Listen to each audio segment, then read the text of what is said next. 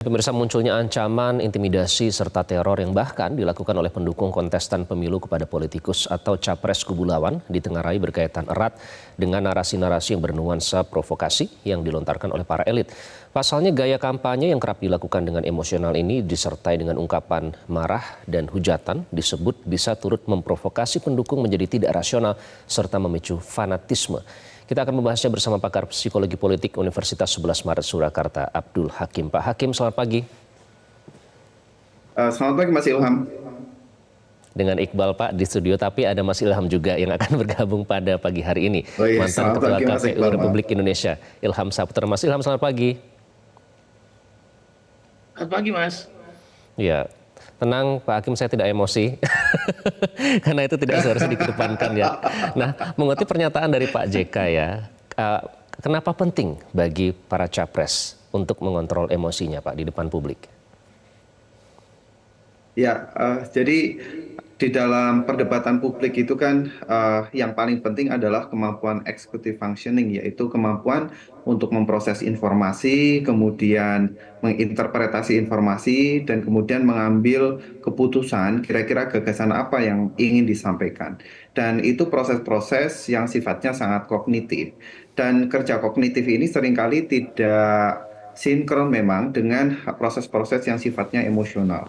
Ketika sesuatu diproses secara emosional itu seringkali memblocking proses-proses kognitif tadi, sehingga di dalam sebuah perdebatan ketika emosi itu menonjol cukup kuat, maka proses pertukaran gagasan yang sifatnya kognitif ini menjadi kurang optimal seperti itu menurut saya, Mas Iqbal.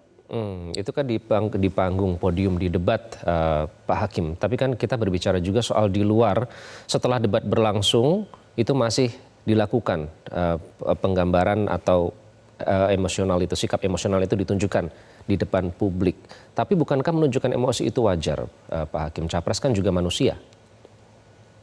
Ya, betul sekali Mas Iqbal. Jadi ketika menyampaikan sesuatu secara emosional itu bisa dipersepsi dua sisi sebenarnya bagi para pemilih. Yang pertama adalah kesan soal kepribadian, karakteristik pribadi, soal temperamental lah, kemudian pemarah dan seterusnya. Itu satu sisi. Tetapi di dalam politik elektoral kontemporer itu ungkapan yang sifatnya emosional juga seringkali diapresiasi positif sebagai bentuk otentisitas, sebuah sikap yang menunjukkan kesejatian, tidak pura-pura dan seterusnya. Dan pada masyarakat pemilih modern itu seringkali justru disukai. Kita ambil kasus di Amerika pada pemilu 2016. Pada saat itu masyarakat Amerika dan terutama dan juga masyarakat dunia kaget ketika berhadapan dengan seorang capres Donald Trump yang sangat menggebu-gebu, temperamental. Bahkan ada sebuah penelitian seorang sarjana menganalisis struktur bahasa yang disampaikan oleh Donald Trump dan menemukan cara dia menyampaikan gagasan baik ketika kampanye, baik ketika berdebat di panggung debat capres, itu mirip seperti perdebatan orang di bar. Emosional, cenderung tidak struktur, tetapi efek elektoralnya itu ajaib, justru disukai oleh banyak kalangan dan akhirnya membawa Donald Trump memenangkan Pilpres. Jadi menyampaikan sesuatu secara emosional itu di dalam sebuah forum pertukaran gagasan itu memang seringkali tidak menguntungkan. Tetapi Oke. ketika kita geser panggungnya ke panggung elektoral, itu bisa dipersepsi secara positif oleh masyarakat. Mengapa demikian? Fenomena ini terjadi ketika masyarakat jengah dengan politik sopan santun, politik yang berlapis-lapis. Nah, dalam situasi ini masyarakat selalu mencoba mencari sisi-sisi otentik dari para kandidat, termasuk terutama adalah kandidat presiden. Dan disinilah penyampaian yang sifatnya emosional itu dianggap sebagai sesuatu yang menggambarkan diri si pilpres capres sebenarnya, begitu Mas Oke, nah Iqbal. apakah ini Jadi memang menggambarkan diri dari menyampaikan capres yang secara sebenarnya? emosional Pak juga. Hakim, sebelum kita lanjutkan, kita dengarkan dulu ya pernyataan dari capres nomor urut 2, menjawab tudingan emosional dalam kampanye yang mengaku bahwa dirinya memang tidak pandai bermain kata-kata kepada publik. Kita dengarkan terlebih dahulu.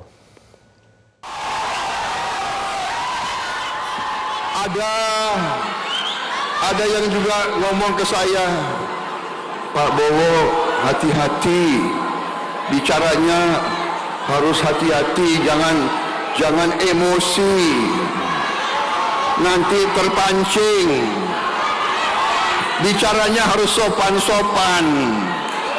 Saya memang dari dulu bicaranya apa adanya, saudara-saudara sekalian. Kalian mau dengar saya bicara sopan-sopan terus? Mau? Eh? Atau saya bicara seperti politisi-politisi, atau saya bicara seperti akademisi, ya? Yang pinter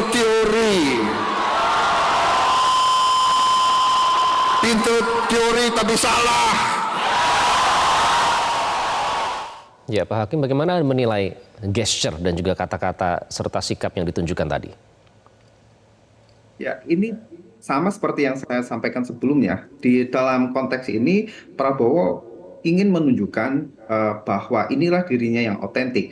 Dan saya pikir ini sudah berdasarkan kajian yang mendalam dan serius. Karena memang di dalam konteks pemilihan umum, satu hal yang dicari oleh masyarakat adalah otentisitas. Jadi soal isu-isu kompetensi, isu integritas dan lain sebagainya itu memang satu hal penting juga. Tetapi itu seringkali dimiliki oleh semua pilpres, sehingga masyarakat itu kemudian mencari sisi ketiga, yaitu sisi keaslian. Mana sih di antara kandidat ini yang otentik? Dan manusia kita, masyarakat secara umum itu seringkali mempersepsi keotentisitasan itu berdasarkan cara dia berkomunikasi. Ketika komunikasinya tertata, terukur, teratur, itu justru dianggap sebagai sesuatu yang dikelola atau dibuat-buat. Sementara informasi atau ekspresi yang disampaikan secara emosional dan spontan, terutama spontanitasnya itu dianggap sebagai gambaran keaslian. Baik, jadi aslinya seperti itu ya, justru itu yang ditunjukkan, emosional, otentisitasnya seperti itu. Mas Ilham, kalau kita berbicara soal kasus di belakangan yang terjadi ya, ada pengancaman terhadap salah satu capres, itu ditunjukkan dengan kata-kata yang emosional. Nah, kalau kita berbicara soal bagaimana mengontrol emosi, KPU kan sudah menggelar deklarasi pemilu damai, ini diteken oleh semua capres dan cawapres. Nah, apakah sikap dan juga narasi yang disebarkan yang dinilai bisa memancing fanatisme dari pihak tertentu ini bisa menodai komitmen pemilu damai itu, Pak Ilham? Ya, saya kira komitmen pemilu damai ini tidak hanya kemudian diminta kepada pendukung, tetapi juga kepada calon presiden itu sendiri dan partai politik tentu saja. Nah, oleh karenanya saya kira narasi-narasi kampanye gelap atau kampanye negatif atau kemudian intimidatif itu tidak perlu lagi dikeluarkan atau disampaikan oleh tim capres tertentu ya, atau tim capres siapapun gitu ya. Jadi saya kira ini harus dijaga betul bagaimana agar pemilu kita ini tidak intimidatif, pemilu kita ini tidak represif, tapi pemilu kita ini diikuti oleh seluruh pemilih, seluruh rakyat Indonesia untuk benar-benar memilih pemimpin sesuai dengan hati nurani. Nah, ini harus dijaga betul. Tidak hanya kemudian komitmen itu dicari oleh diminta dari masyarakat, tetapi juga dari pimpinan partai, dari tim capres, tentu ini juga menjadi komitmen bersama. Nah, yang namanya intimidatif dalam perspektif politik elektoral adalah bagaimana kemudian sang intimidator ini melakukan intimidasi kepada pemilih untuk tidak memilih misalnya saja, atau untuk tidak memilih calon lain selain dirinya misalnya seperti itu. Nah, apakah kemudian yang diungkapkan oleh salah satu capres atau seluruh capres adalah bagian dari intimidatif? Tentu perlu dikaji kembali oleh penyelenggara pemilu, oleh Bawaslu, dan juga tentu oleh para pemilih. Nah, para pemilih tentu seperti yang disampaikan oleh Pak Iqbal, mungkin Pak Prabowo sudah menunjukkan keotentikannya dalam kemudian mendapatkan suara dari masyarakat. Tetapi jangan sampai juga kemudian ini dinilai sebagai bentuk intimidasi kepada calon lain dan juga kepada pemilih yang tidak memilih mungkin nanti bukan mendukung Prabowo misalnya saja. Nah ini harus kemudian diluruskan, kemudian juga tentu latar belakang beliau sebagai militer juga mungkin mempengaruhi ya Mas Hakim ya, bagaimana kemudian militer ini kan memang dididik atau kemudian doktrin dalam konteks kill or to be killed misalnya saja, kemudian harus kemudian betul-betul tegas dan tidak yang aling-aling misalnya saja seperti itu. Nah, tetapi dalam konteks masyarakat sipil, dalam konteks politik sipil gitu ya, hal ini tentu harus dihindarkan seperti itu. Ini kan jadi mengingatkan kalau kita membandingkan dengan Pilpres sebelumnya ya, Mas Ilham dan Pak Hakim 2014, 2019, di situ fanatisme sangat kuat begitu. Nah, apakah dengan narasi yang disebarkan seperti ini mungkin bisa menimbulkan polarisasi lagi seperti Pilpres-Pilpres sebelumnya, Pak Hakim? Bisa saja bahwa kemudian ini memancing atau kemudian memantik para pendukung calon presiden lain untuk melakukan hal yang sama misalnya. Ini sangat berbahaya ya.